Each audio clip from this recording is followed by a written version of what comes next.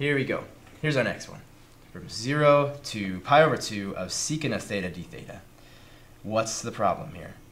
Well, let's think about this. Secant is what? 1 over cosine. 1 over the cosine.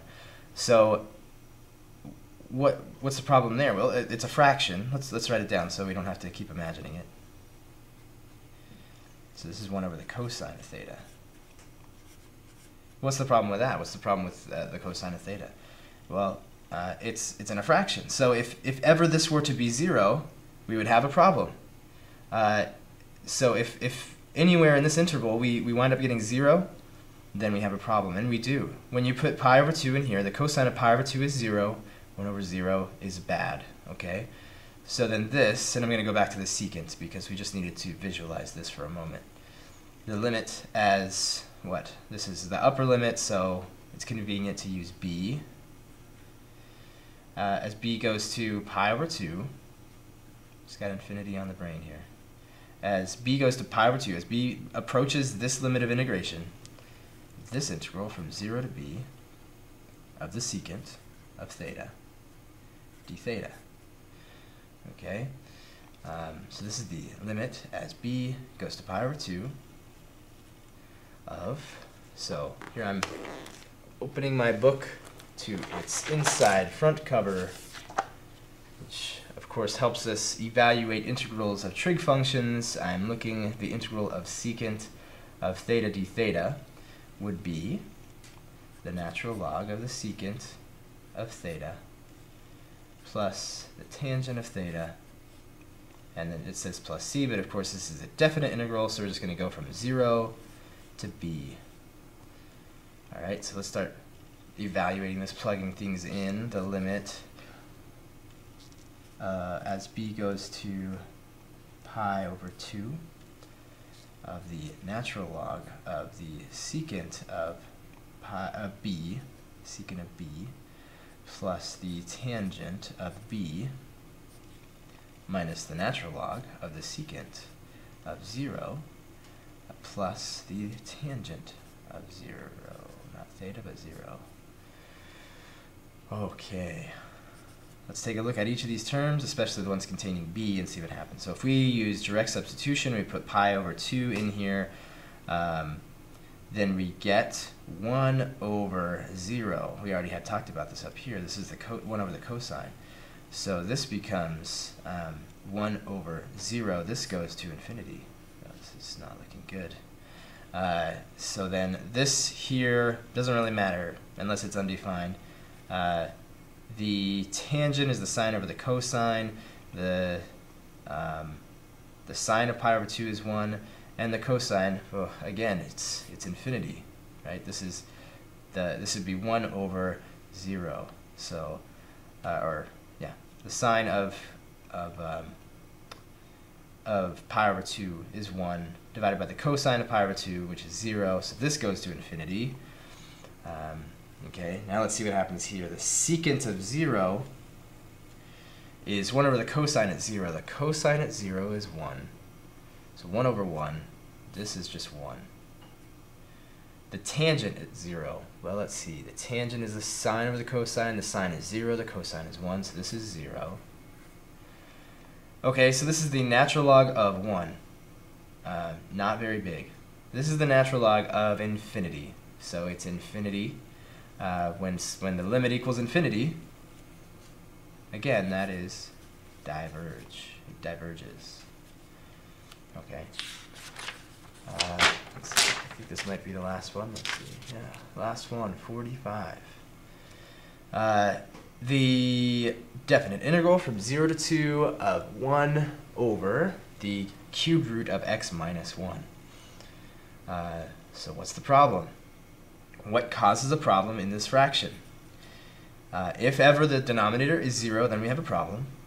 To get a 0 in the denominator, I have to put in a 1. Now, 1 is between our limits of integration. It's right smack dab in the middle. This is just like number 8 that we started with in the first video.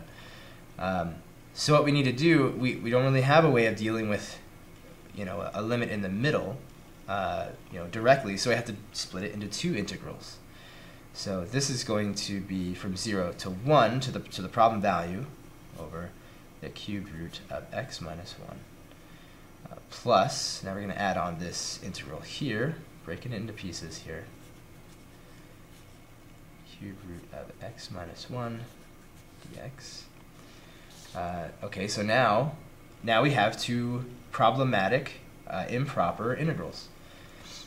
This one has a problem value of, if I put in this 1 here, I've got an issue. If I put this 1 in here, I've got an issue. So this first one, we're going to fix it by calling this limit, let's call it b.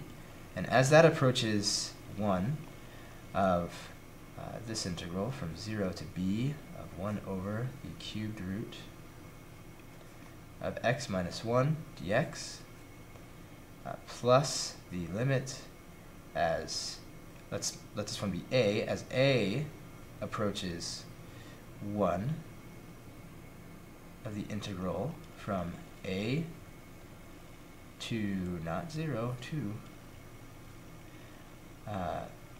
1 over the cubed root of x minus 1 dx. Let's say there's a dx out there. Whew, okay. Now, limit as b approaches 1. So now we have to evaluate this integral. This could be looked at as x minus 1 to the negative 1/3 dx. Well, here we have u, this is du, so we have u to the n du. If you wanted to use some u substitution, you certainly could, but not really a need to. So we would add 1 to the exponent here. This becomes 2/3. We would divide by 2/3, which is the same as multiplying by 3/2. And we're going to evaluate this from 0 to b. Okay, now we are going to add to that the limit as a approaches 1 of, well, this is the same expression with the same antiderivative, so that work is done. 3/2 times x minus 1 to the 2/3 from a to 2. So this is now the limit as b goes to 1.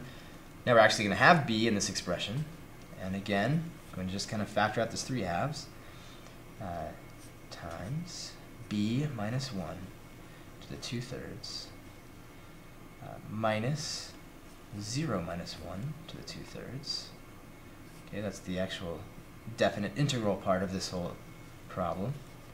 Plus this limit, the limit as a goes to 1 of 3/2 times, now 2 is the upper limit, so 2 minus 1 to the 2/3 minus a minus 1 to the 2/3. Okay, now let's look at this part of it. So we put b in here. b is 1. 1 minus 1 is 0. 0 to the 2/3 is still 0, so this part's 0. Let's look at this one. 0 minus 1, that's negative 1. Negative 1 to the 2/3. Well, the third root of negative 1 is negative 1. Negative 1 squared is positive 1. So this whole thing becomes a positive 1, and of course is made negative by this negative sign. So this whole thing in here, inside, is a negative 1. 3/2 times negative 1, we're going to get negative 3/2. Okay, wow. There you go, negative 3/2. Let's look at this thing. Okay, this is 2 minus 1. 2 minus 1 is 1. 1 to the 2/3 is 1. Okay, 1 to the anything is 1. Minus, okay, a is 1. 1 minus 1, that's 0, and so forth. 0 to the anything is 0. Okay, 1 minus 0, that's 1. So we get 3/2. We're going to add 3/2. Look at that. It all comes down to 0. Right, because this whole thing is right here. So negative 3/2 plus 3/2 is 0. Okay. I hope this was helpful. Comment with any suggestions. See you in the next video.